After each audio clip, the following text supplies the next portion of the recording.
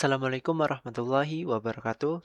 Halo para makayasa, perkenalkan saya Mikdad Diaul Haq dengan NIM 23810500065. Akhirnya saya membuat video lagi kali ini yang bertujuan untuk menyelesaikan tugas ujian akhir semester pada mata kuliah praktikum dan praktikum evaluasi dan penilaian pembelajaran matematika. Yang dimana di sini saya akan membahas terkait software bilangan logaritma atau bilog. Ya, di sini kita akan menghitung kayak per item soalnya itu analisis butir soal. Jadi per item soalnya itu bagaimana kesukarannya, daya bedanya, tingkat kesukaranan kayak gitulah pokoknya. Jadi kita langsung saja ke datanya. Di sini saya sudah ada Excel. Ya, di sini terdapat 500 siswa ya, teman-teman. Di data ini memiliki siswa 500. Kemudian di sini memiliki omit-nya itu kodenya 9. Kemudian untuk key di sini itu adalah kata kunci dari jawaban yang dimana terdapat berapa soal nih? Dari 1, 2, 3, 4, 5 ini sampai sini terdapat 40 soal ya, teman-teman di sini.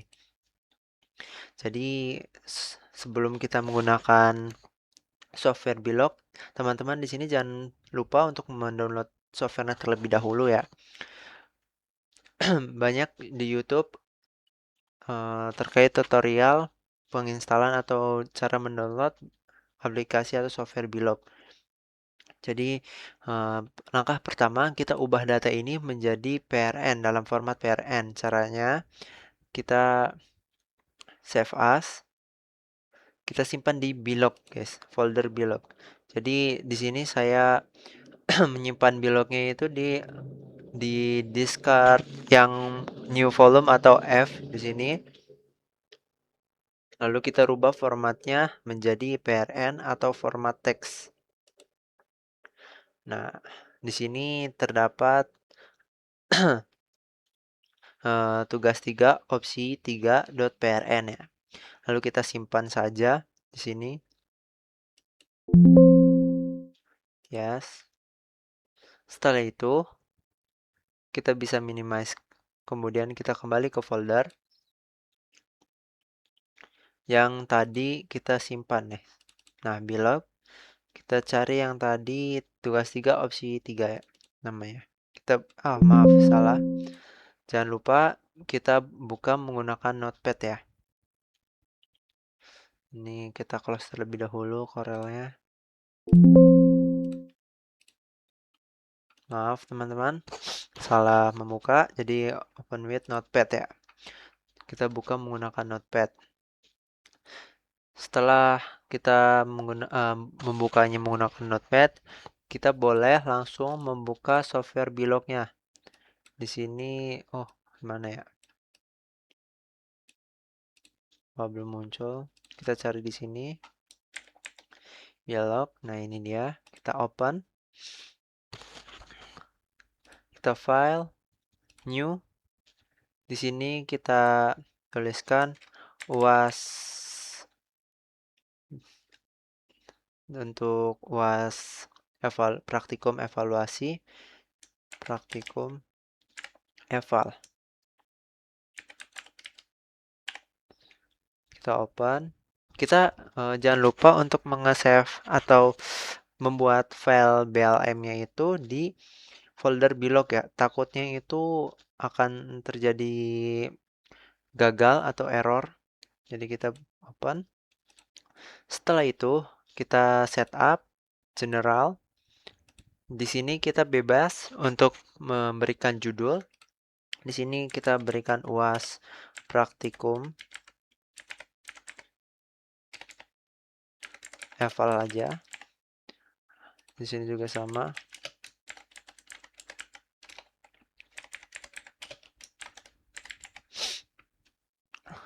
Setelah kita memberikan judulnya, kita di sini total number of items. Tadi kan jadi ada berapa soal di sini? Tadi kita sudah menghitung ada 40 soal ya di sini. Maka di sini 40, kemudian kita ke model. Nah, di sini kita hanya menggunakan dua parameter. Jadi kalian itu bisa menyetingnya mau satu parameter saja atau dua maupun tiga. Di sini kita ubah menjadi 4 karena jawabannya itu hanya ada 4 ya. Number of response alternatif. Jadi ada 4 kemungkinan yang bisa dijawab. Jadi respon kodenya juga hanya ada 4 karena hanya ada 4 jawaban. Hanya ada 4 jawaban. Oke, setelah setup general, kita ke item analysis, subtest length. Nah, di sini kita karena ada 40 soalnya, maka kita di sini ketikkan 40, maka hasilnya nanti akan seperti ini. Ada 40 item soal atau 40 item di sininya. Oke. Setelah itu kita langsung ke data examine data. Number of case ID character. Nah, kita buka notepad-nya. Kita lihat di sini tadi kan namanya maaf. Tadi di sini kan number of case ID karakter. Nah, kita itu melihatnya dari sini. Ada berapa karakter? ID karakternya. Jadi 1, 2, 3, 4, 5, 6, 7, 8.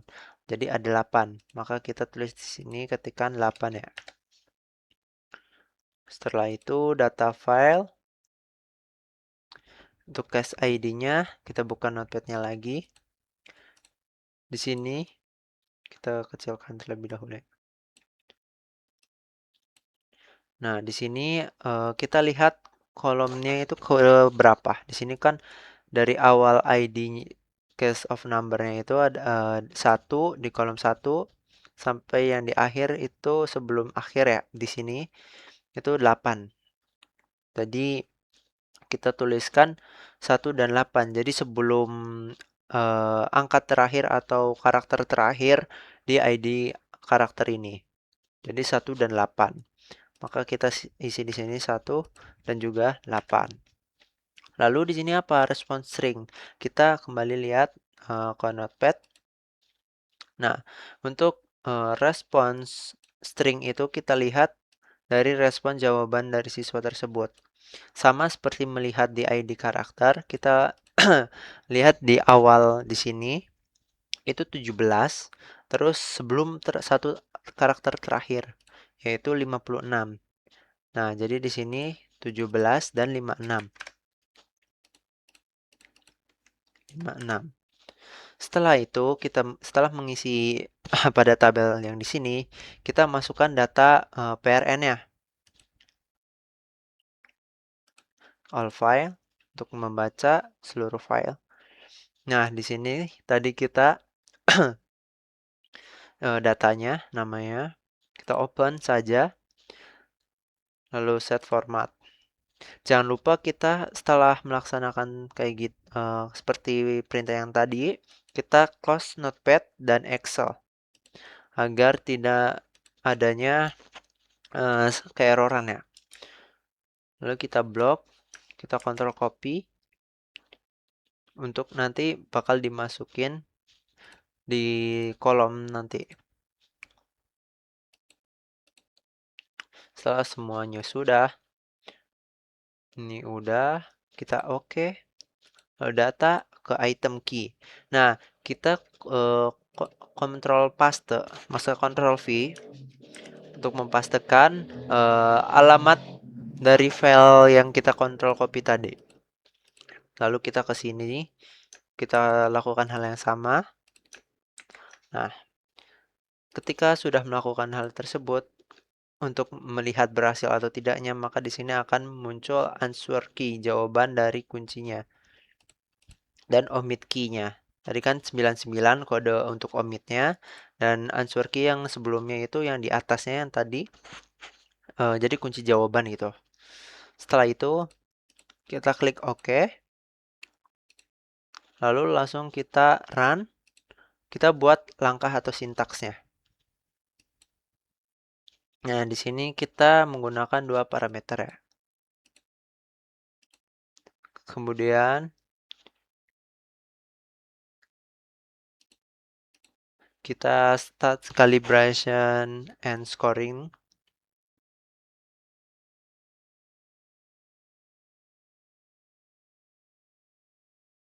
Oh iya, maaf. Kita lupa untuk save terlebih dahulu ya. Jadi kita save dulu di sini item parameter dan score outputnya terlebih dahulu. Oke, kemudian kita baru ke run start calibration.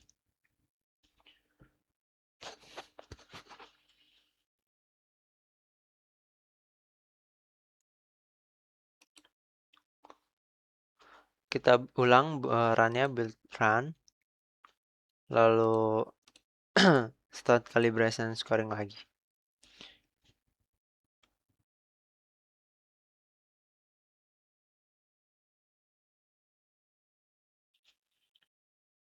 Sepertinya ada kesalahan karena tadi lupa di save ya. Jadi nanti saya akan buat ulang terlebih dahulu. Sebentar. Ya, di sini tadi saya sudah mengulanginya. Saya sudah save terlebih dahulu. Kemudian kita build syntax. Lalu kita start calibration and scoring.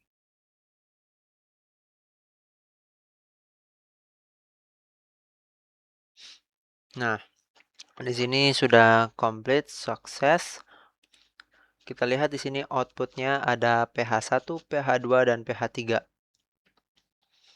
Kita klik pH1 di sini. Ini hasil dari output pH1-nya. Nah,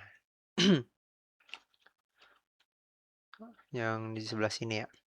Nah, ini dia. Nanti kita akan lihat hasil outputnya di folder bilog.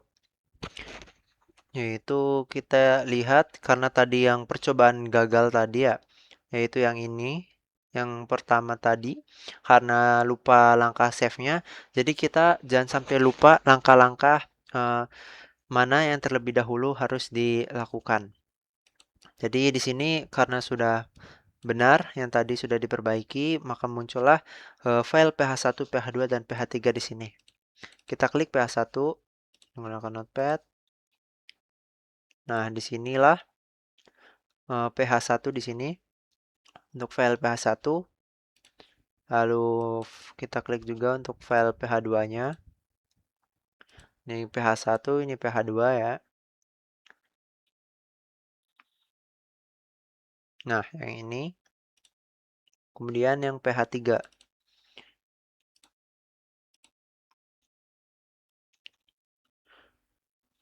Untuk pH3 ini bisa banyak banget. Oke. Nah, jadi kita akan bahas satu-satu terlebih dahulu untuk interpretasi masing-masing dari pH1, pH2, dan pH3. Kita lakukan pada interpretasi pada pH1, kita jelaskan terlebih dahulu ya. Di sini ada item. Item itu berapa banyak soal analisis butir yang kita lakukan. Kemudian nama itemnya tadi, nama yang kita analisis. Kemudian try di sini adalah jumlah dari 500 yaitu 500 siswa. Lalu yang right itu jawaban benar. Nah, di sini kan item 1 maksudnya soal 1. Dijawab benar oleh 500 siswa ini adalah hanya 137. Untuk PCT-nya adalah persen. Jadi hanya 27% siswa menjawab benar pada soal nomor 1. Kemudian untuk logit, person, dan biserial, logit itu adalah tingkat kesukarannya. Jadi semakin ya, jadi untuk logit ini adalah tingkat kesukaran, indikator kesukarannya atau parameter tingkat kesukaran. Di sini untuk item 1 itu 0,57. Nah, ketika semakin besar atau semakin nilainya lebih besar, itu maka eh, soal tersebut itu tingkat kesukarannya semakin sulit.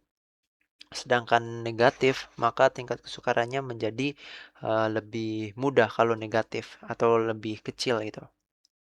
Di sini terbukti ya, dari yang jawab benar itu hanya sedikit, kurang dari 30% rata-ratanya. Kemudian persen ini berkaitan dengan skor keseluruhan. Lalu di sini biserial itu eh, ya untuk jadi biserial itu adalah daya beda. Ketika daya bedanya itu lebih dari 0,3 maka dinyatakan baik. Ini untuk interpretasi dari pH 1. Kita lanjut ke pH 2. Untuk pH 1 di sini terdapat banyak kolom ya. Yang pertama item itu nama soalnya, butir soalnya ada 40 ya. Kalau benar, untuk benar pada 40 berarti terdapat 40 soal. Untuk interceptnya ini di sini. Lalu untuk slope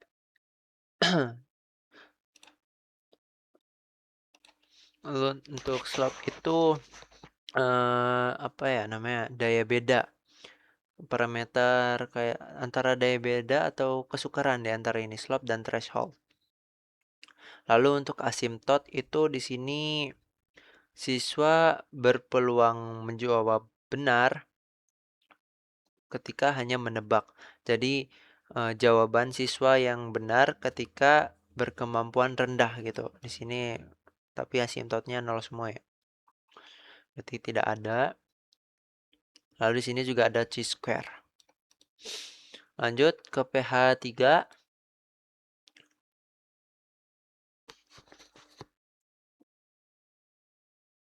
Di sini untuk pH 3 ya. Output pH 3